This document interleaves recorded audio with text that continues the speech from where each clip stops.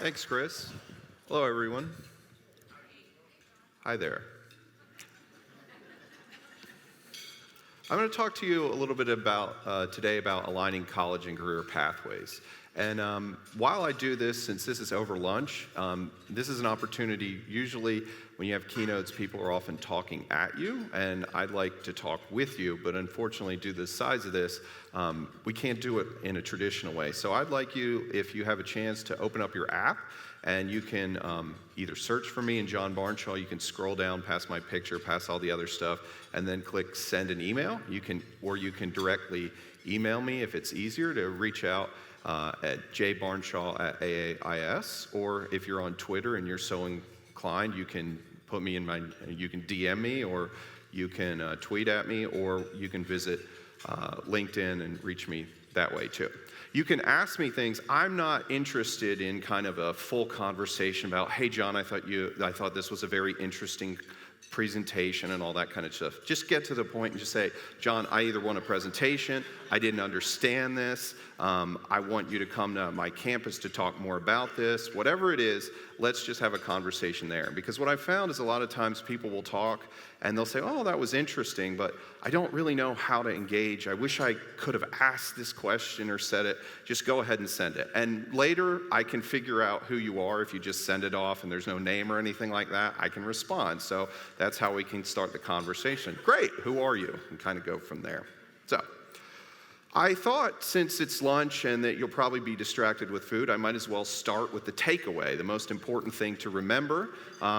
Why not begin at the beginning where there's a higher probability that everybody will still be paying attention? So, the argument I'd like to advance over the next 45 minutes is that aligning college and career pathways provides clear value. What I mean by college and career pathways is that from the moment a student begins at your institution, whether that's dual enrollment or first time, full time, or transfer, to the moment in which they graduate and enter into the labor force, that there is a single linked college career pathway. And then in higher education, we need to not only continue to think about graduating students faster, which we absolutely do, but we also need to start thinking about where our students are going to get jobs and how we can help facilitate that. To go about that process. And the other thing I want you to remember is value. If you remember one word, let it be value. And by value, I don't mean like cheap or discount or bargain basement kind of stuff. I mean the old-fashioned use of the word value, which is something that's esteemed, that has merit, that has worth. And that's what I'm going to talk about how if we do this, aligning college and career pathways, then it's going to increase the likelihood that our students, our communities will find value in our enterprise. So why do this, other than it's a keynote and it's an interesting topic? Well, the first reason is because the rest of America, according to Gallup, they surveyed a whole bunch, about 300,000 adults over the age of 18 to 65, and they basically, and Pew Research as well, Pew found that 65% or 61% of adults believe that higher education is going in the wrong direction. And so political scientists have long looked at the wrong track, right track measures. When it gets above 50%, it means people are unhappy, and a significant majority are unhappy. And then when it gets above 60%, people start looking for alternatives and other ways of doing things because the current processes are not working. So it's pretty clear that there's an opportunity for us to do more. So that's an opportunity. Well, why align college and career pathways? Another reason is that that's what our students want us to do. So for 40 years at the University of California, Los Angeles, they've been doing a survey called the Freshman Survey. Many of your institutions participate in this survey. And it probably will not surprise you, particularly if you work at a two-year institution, the idea that most of your students come through your doors because they expect their skills and education they receive will lead to a better career down the future. What's interesting about this is that for most of the history of the survey, that the number one response was that students were coming to college because they wanted a well-rounded education and to learn different things. A few years ago, it started to shift more where the majority of students actually were coming through the doors because they wanted to learn more about a particular topic. Makes a lot of sense. Now, overwhelmingly, 85%, they're attending college because they believe that this will help them get a better job. 64% of hiring employees believe that an academic degree is not very important when deciding to hire a candidate. Now, I'm not going to say that they don't believe that it's unimportant. What they believe is the primary thing that they're interested in is, does the applicant have the skills they need? And when I talked to the representative in my state for our governor, I said, well, I don't think in North Carolina we should actually have to choose between this. I think that the institutions actually are doing some work, and we can do more so that the students have the skills that they need and they have the degree. And so a lot of people understand that. If employees lost their job, 49% would look to employers for the education that they needed. This was kind of an eye-opener for me. I went not too long ago to a conference where a researcher, head of Gallup higher education research, he just kind of threw this in at the end. He's like, this is one thing that I thought was kind of interesting. So if employees lost their job through artificial intelligence or retraining or something like that, where they were downskilled, they didn't go back to higher education to fulfill their need. They fully expected higher education pulled about 12% lower, and bricks and mortar was about 20% lower than this 49%, which is the number one thing. They look to employers. When I shared this with the private sector and people who worked in higher education or who work with higher education institutions to build talent connections, they said, really? All right, well, we could probably do that, especially if we're going to actually get money and resources to do it. And in fact, in some states, that's what they're doing. They're not actually funding under state appropriations. They keep cutting state appropriations. I know many of you in this room know that, are well aware of it. They're not just having a lower tax base. They're giving that money to corporations and companies to say, hey, come to our state. We will train employees if you provide jobs for them as kind of an economic stimulus. And so they're kind of just loosely using our institutions of higher education, not aligning to the way that they need. And so this is something that's probably something to think about in terms of the future. Policymakers are increasingly looking and focusing on post-secondary outcomes. What do I mean by that? Well, over the last 10 years, there's been a lot of foundations and a lot of policymakers that have been very interested in attainment goals. And all the purple on that slide, 41 states have passed attainment goals, which is that the institutions of higher education have to demonstrate some value in post-secondary outcomes. What that usually means is graduation rates, time to completion, those kinds of things. So they're trying to hold institutions of higher education accountable. Well, just last year, 17 states and the District of Columbia actually passed workforce development policies, which is the first step was to pass kind of the policies around policies around post-secondary outcomes, and the second step is actually to move forward with enacting workforce development to align the college and the career pathways. So, another reason, if you Gallup polls chief academic officers a lot, and some of your chief academic officers have probably participated in their survey. 95% of chief academic officers rate their institution as very or somewhat effective at preparing their students for work. Anyone want to guess? They also surveyed students. Anyone want to guess what the students, how well prepared they thought they were for the labor market? I'm hearing mumbling. 40%. That's a very good guess. 34%. 34% strongly agreed that when they graduated, they would have the skills that they need.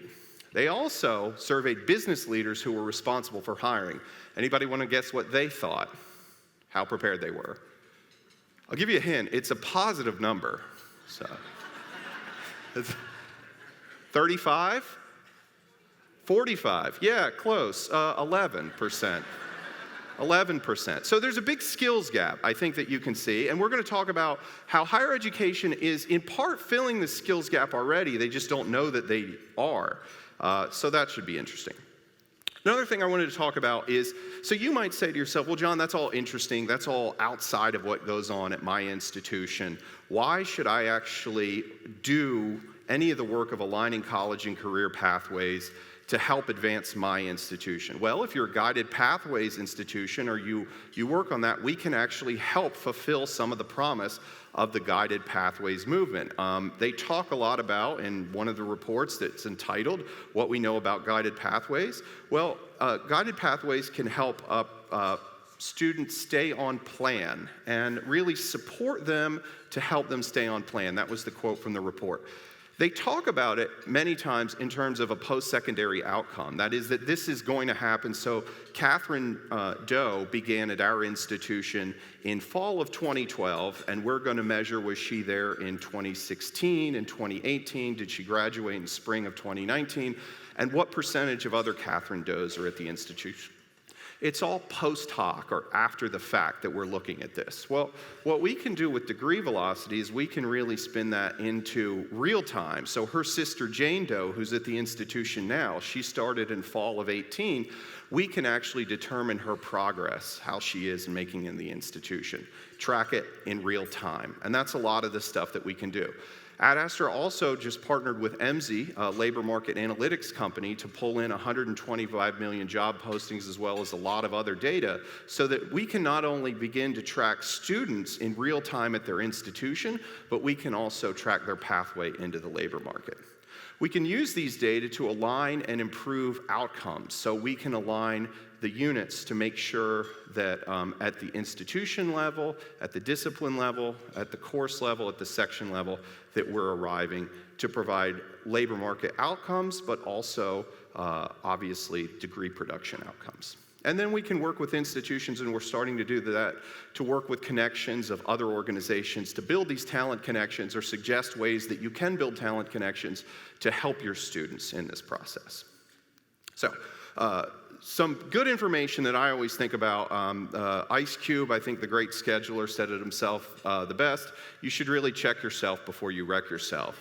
And a lot of people, yeah, I mean, he's full of good insights. Shotgun blasts are bad for your health. You know, you have to be careful. There's a lot that you can do wrong with building a course schedule. So I'm going to kind of align some questions that I would ask myself, maybe if you're a registrar, if we were to switch roles for a second, here's how I would kind of think through the process. First, am I building pathways to help retain and graduate students faster? Second, am I offering the right number of courses? Third, am I aligning transfer pathways? Because although I care about graduating students, I recognize that some students, particularly at a two-year institution, that is their plan to transfer. And then finally, am I aligning course offerings with career opportunities? And I don't just mean your first job, but are you on a trajectory to move forward in a student's career? So let's start at the beginning. Well, what do we know about retention? It's a pretty flat line. About 10 years ago, we were at 59%, and 2017, we're at 61%. So that's roughly 0.5% per year, percent increase. So there's a lot of opportunity, but it's really hard overall to retain students from year to year for us as a sector. So what helps retain students? Well, one thing that helps retain students is actually just getting a better student. So if you have prior achievement, so the students who actually do well on the math on the SAT, it's likely that they're going to do well in a class called college algebra, because that test tested on college algebra. So if you did well on that, it's likely you're going to be retained on that. That kind of prior achievement accounts for a lift of about 0.5% on average on that retention metric. So there are three other things. So if you're an open enrollment institution or a less selective institution, you can say, well, that's very helpful maybe for Harvard, but that's not going to help us very much, because we bring in the students that come through our doors and we teach them, and we're open enrollment like that. Totally understand. There are three things that you can do right now to help improve. One is, if you look at the courses when you're offered in the HESI, the Higher Education Scheduling Index, we have a benchmarking study to do that. If you look at the courses when they're offered in prime time and you say, I'm going to be selective and really focus in on iterating on the courses that we offer when students are most likely to be there, that metric's called the prime ratio, that improves retention. If you say there are courses, as Tom mentioned yesterday, there are courses that are underutilized. That's 70% or lower fill rates. So as you increase the number of courses that are underutilized, you decrease your retention rate, hence the negative number. Conversely, if you were to increase your balance ratio, you'll see a lift in retention. Momentum. If you have students that are taking 12 and 15, as they increase the amount of credit hours they're taking, they're more likely to be retained. So over there, so we've got about 0.5% related to prior achievement, and then we've got about a little under 0.5% related to those three things. And the great thing is with the other three things, with course scheduling and enrollment, you can use the course schedule to help retain students. In terms of the momentum stuff, we actually built an entire solution around that to help students graduate faster, and the momentum solution on momentum. So you can actually say the 4 key things that actually help with momentum. Are students hitting their English gateway when they need them? Are students hitting their math gateway? Are they taking 9 credits within their major? Are they taking 30 credits over their first year? So you can actually see the progress that students are making at the institutional level and then at the program level to measure the momentum that your students are generating. You can also tee up insights in real time where you can actually say, okay, so how are we doing with this particular student? Are we on track? Is she on track? If not, what can we do to actually improve the process? We also have degree velocity, looking at graduating students faster. How can you actually do that? Well, you build pathways, and we have a system that's pretty sophisticated to actually make that a reality. The thing that I always look at is first in terms of time to degree. So what is this institution's rate on their time to degree? Okay, so it's 5 years, a little over 5 years for a 4-year degree. Well, why might that be? Well, the students on average are not taking 30 credits per year, they're taking 24 credits per year. But what's interesting is then you can see the ratio of how many credits are productive, about 22, and that might in part explain why it takes at this institution on average 129 credits to graduate, rather than their normal 120. So another thing you can actually do is I've started to kind of break this down looking at the pathways. And within a pathway in a particular major where students are in, we can start identifying what courses are actually the students that are most in the pathways, and then how many credits on average are they completing in a pathway, and what's the time. So on this is a bubble plot. The bigger the bubble, the more students that are in that pathway. So you can see with biology, it's like the moon slightly eclipsing psychology, the sun. A lot of students in that pathway, about 5 years, a little over to graduate on time, and they're racking up roughly 130 credits to graduate on time, or to graduate.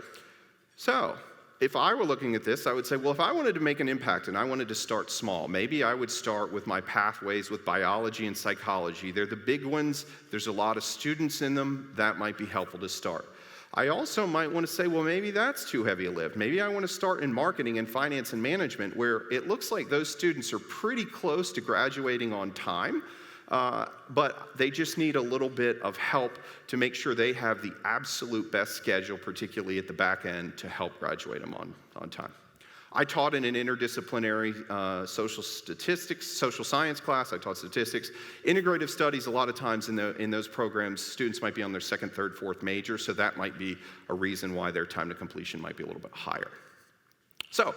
So that's kind of at the high level, and then coming down, we started at the institutional level, then we started kind of at the programmatic level. Then in Gen Ed, there's actually some insights that we can tee up at that level. So English, almost every program requires it. At this institution, it's a 99% enrollment rate. That's quite high. And I'm sure probably at this institution, the English department chair, if she or he were smart, would be advocating for more faculty. When I directed the Delaware cost study, people used to do that all the time, and I would tell provosts, I said, if they're advocating for faculty, they're telling the truth. So not all departments really need the lines, but in this case, for instructional, it's pretty clear that they do.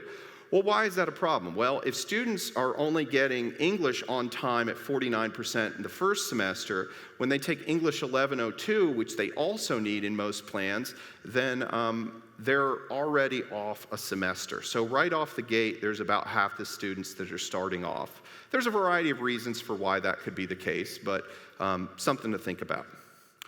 Upper division impact. So thinking about some of those like management and business administration courses, there's a course here, it's got a 59% enrollment, you can see in the gray box. It's down, like this is a great opportunity to actually tee up and say, we should probably offer more of this because there's a lot of students that need that class and it's really in demand. So looking at the upper division, the lower division, there's an opportunity for insights to improve the pathway to help retain and graduate students faster. In terms of aligning the transfer pathways, so I'm not below pandering to the audience. I know that there's a lot of people in Houston in that area, so why not use them as an example? We can tee up some insights related to the alumni databases. Where are students most likely to actually go that started at your institution? Where might they go? What types of pathways might be articulated? So lots of state institutions have quite strong pathway agreements with other institutions in their state, but sometimes they don't, and sometimes they're not thinking about private institutions where there might be a large amount of students that are transferring there. So building out 2-year pathways with the in-mind idea of 4-year pathways is a great opportunity to show economic value to your students, that you can actually guarantee that most of your students will get the courses they need, not only at this institution, but at a future institution. So, the next question is really one, I had 4 questions, but because I'm a former faculty member, it's 4 and then there's A, B, C, and D. Okay, it's skipping again, Tom. Okay, all right. Okay, so 4 questions I want to ask eventually. Oh. I need my display. All right, I'll ask 3 first, and then maybe I'll just tell you what the 4th one is. Am I lagging my understanding of college and career pathway demand? Am I aligning course offerings with in-demand skills? Am I refining? So aligning, refining, and I'm going with designing next. Yes, I am. Designing educational opportunities that advance pathways. So first, am I lagging in my understanding? Essentially, have students figured out the labor market and what they want to take before I have? Have I aligned my courses with in-demand skills? Have I refined those in-demand skills if I've already done it once? And then am I designing educational opportunities to advance career pathways? Okay, so I'm going to tell you a little bit about a story from institution and a department in education. We're normally teaching, you think teaching department, in an institution in my home state in North Carolina. So when you look at the labor market, from 2011 to 2019, there was a 9% drop in the number of teachers that were actually being minted in the state. At this same institution in the same area, they saw a significant decrease, about 20-some%, in the number of students that were enrolled and consequently the number of degrees that were being produced. During that same time, the balanced ratio stayed roughly the same, but the number of underutilized courses went up significantly, and the number of overloaded courses stayed roughly the same, but the number of balanced and underutilized courses, as you can see here, went up significantly, from 31% to 42%. And during this time, this institution we worked with, we teed up a whole bunch of efficiency candidates to suggest that there might be not as much just demand as you think that there is. So then when you actually look at the labor market and where the labor market's projected to be from 2018 to 2023, you can see a whole lot of red on that figure. The only one that actually is growth, where there's some growth, is about $13 an hour. So those people who are in that growth field are going to be earning $20,000 less than everyone else. So The answer is yes, students actually did figure it out. When we put this together, we saw a decline in education job growth, enrollment down 28%, underutilized courses up 35%, and the labor market down 1 to 2% in the future, projection. So you might say to yourself, okay, well, yeah, I would probably suggest that they can't keep doing things the way that they are. Yes, because you have 4 pieces of information. If you're only looking at underutilized, that's helpful to see because that's a pretty sharp jump. But what's helpful to see is when you put these things together, not only looking at building pathways into the future, but in looking at pathways in the past, you can see where your demand was, where it is, and where it's going. And that can help you, when you blend these 4 pieces of information together, that can help you make a more informed decision about slowing or growing a program. So, I told you I'm not afraid to pander to an audience, so here you go. So one of the cool things that I always look at, I'm going to use this as an example because most of you have nursing programs at your institutions. So a lot of what we can do with labor market analytics is we can look at all the job postings. So like 125 million job postings, and then you can locate them in a specific geographic region by a particular discipline. And nursing is something that most of us have and most of us need in terms of nursing. So the number 2 skill in nursing as compared to what people are posting on their resumes, the number 2 skill is basic life support, so CPR. So people, it's the number 2 skill that's in demand according to resumes and that kind of thing. It's about, there's an 8% skill gap, meaning that most of the people that are hiring for this put this on their resumes, and people are not putting it on their resumes when they actually apply for the positions in terms of job postings. So, clear gap. Now, mostly, fortunately, most people assume that if you have a bachelor's or an associate in nursing, you completed your CPR credit and you have this skill. But that's not really the point. The larger point here is there are a ton of skills in almost every discipline that are being teed up where people say, well, of course, I'm a nurse. Of course I know CPR. I knew CPR before I was a nurse, so I don't see why I would have put that on my resume. And you would put it on your resume because one of the largest hires across the entire country is Anthem, Blue Cross Blue Shield. They're hiring all the time for nurses.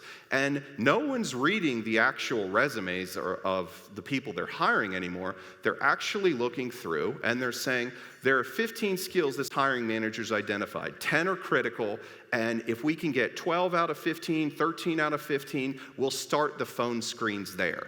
So if you're missing opportunities by not thinking about putting some skills that are in demand in the labor market, then you're missing opportunities to give your students a competitive advantage by using these analytics. Now, you might say, well, you know, nursing's a fine example because it's well articulated. The pipeline's pretty tight. That is that we have nursing as a SIP code, classification of instructional program. We put degrees, people get degrees in that, and most of the nurses walk over and they start jobs called registered nurses. So the fact that you can show some sort of association between the two was kind of helpful, but it's kind of a parlor trick, right? And I say voice in my head, fine. I will give you a better example that's more obscure. So let me actually talk about something that can actually, let me move forward here. Thank you.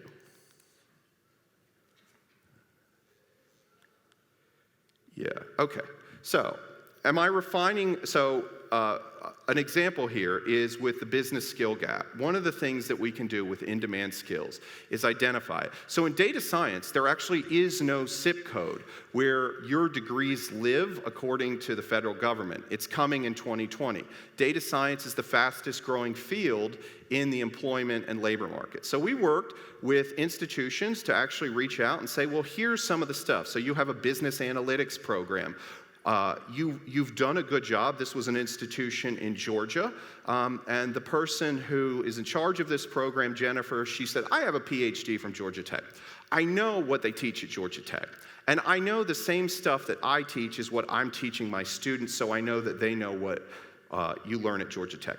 I can't get people to hire like at at Delta or Coca-Cola because they see the program of where my institution is, and it doesn't say Georgia Tech or Emory.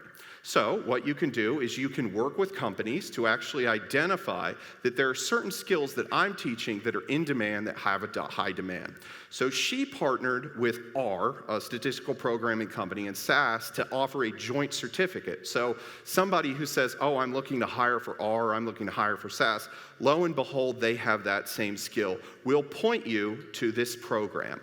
So she actually, by doing that, we were able to look in the labor market, and we were able to see that there's tremendous opportunities for her students.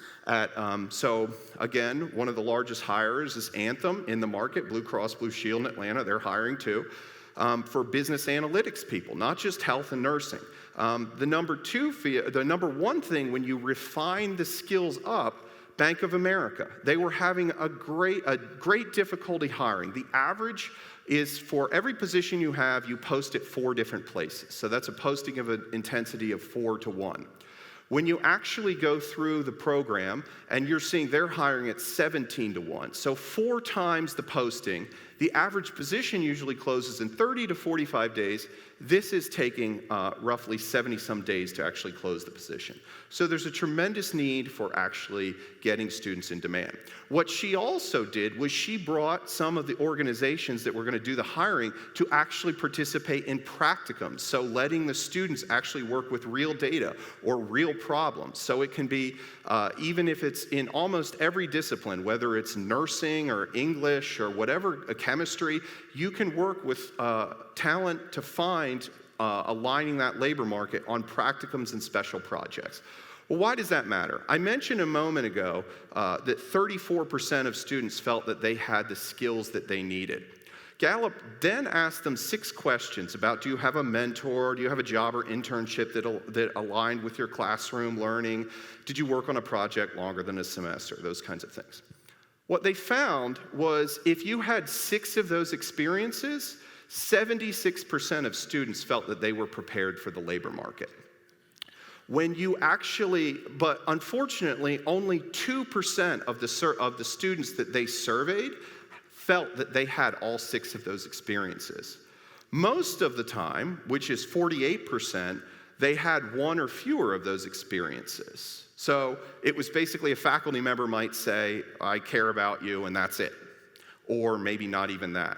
And so you can see why there's a big balance, and there's a big opportunity for us to align skills with what students need. Well, what do employers want? They want 3 things. They want specific, substantive, and social skills. So the specific skills are, if you're hired as a data scientist, or you're hired as a nurse, or you're hired as somebody that's a chemist, that you actually have some understanding of chemistry. If you're hired as a chemist and you have those specific skills, you should have substantive skills. So if you need to be familiar with pharmaceuticals if you're being hired as a chemist in a pharmaceutical field. You also need to have social skills. So hopefully you can figure out how to work a PowerPoint projector and do better than I did. But that's the number 1 skill that employers are looking for, the social skills. 91% are looking for those. So, are we designing pathways that enable students to actually be successful and advance their careers? This is looking at the labor market in Detroit, Michigan. The dark blue lines on the left-hand side, my left, are actually what skills the employers have put in their job postings. The right side is looking at skills that the students and the prospective employees have put in their applications, whether it be their resumes or their cover letters. So, thank you. So, if we look at this, we will see that I reached out to the faculty in this department and I said, the chair of the department, I said, it looks like SQL and Agile are 2 skills that are kind of in demand. And he said, I literally teach Agile. I teach them. Why are my students not putting that in their resumes? And I said, well, I don't know. Are you telling them? And he goes, well, I probably should. And he said, but I thought that was career services job. And I said, well, maybe, maybe not, but maybe you could do it and then career services could do it and we could follow up and make sure that that happens. So a little bit later at that same conference, I was actually talking to somebody and I said, well, what do you do? He said, well, I work at Fiat Chrysler in Detroit. I said, are you having trouble hiring? He said, yes, I am.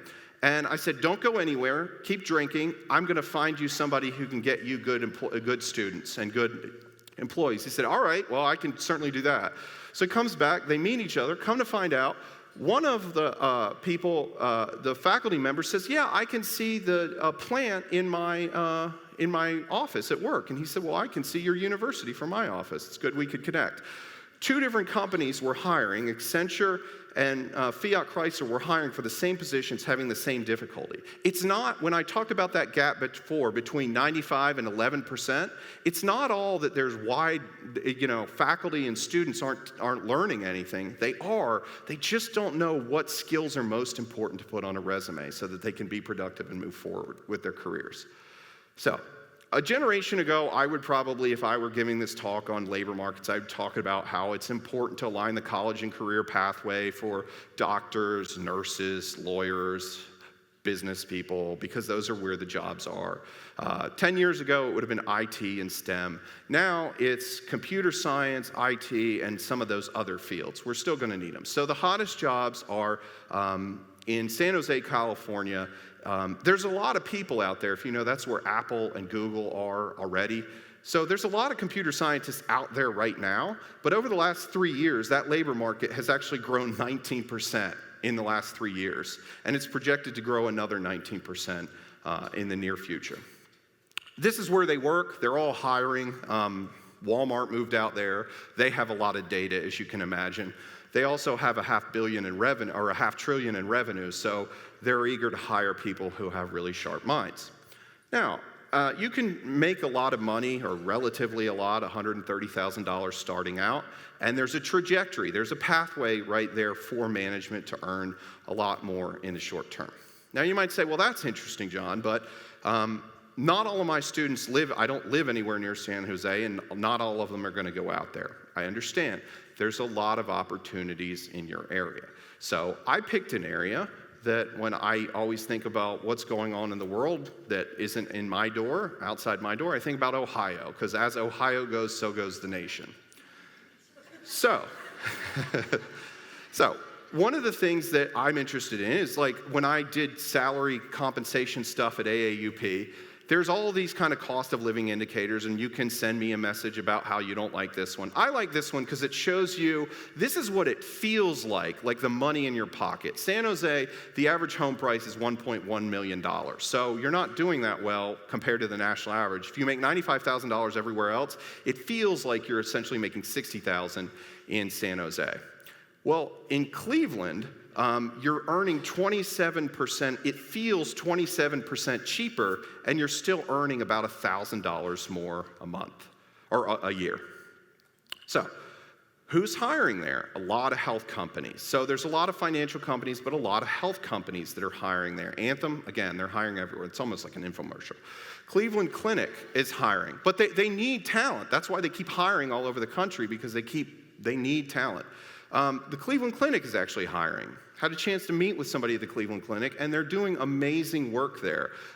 In terms of how do they recruit people, they say everybody wants to go work at Google, Amazon, Facebook. We get it. Well, in medical imaging in the year 2017, more medical images were generated than all the photographs of the 20th century. So they're not printing all that stuff out. They're putting it on servers, and they're putting it up in the cloud, so infrastructure is an issue. They need help with that. Almost everywhere you go in the country, these problems are the same. Security. Obviously, if you have a lot of health information or any personally identifiable information, cybersecurity is a big issue.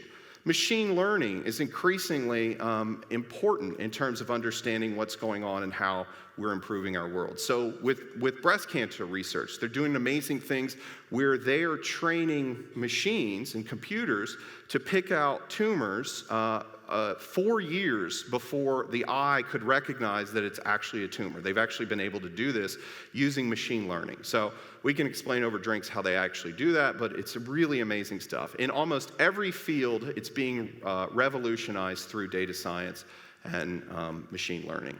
So why does that actually matter in terms of computer science? Well, Sarita mentioned earlier today the idea about that there's a big gender gap in STEM fields.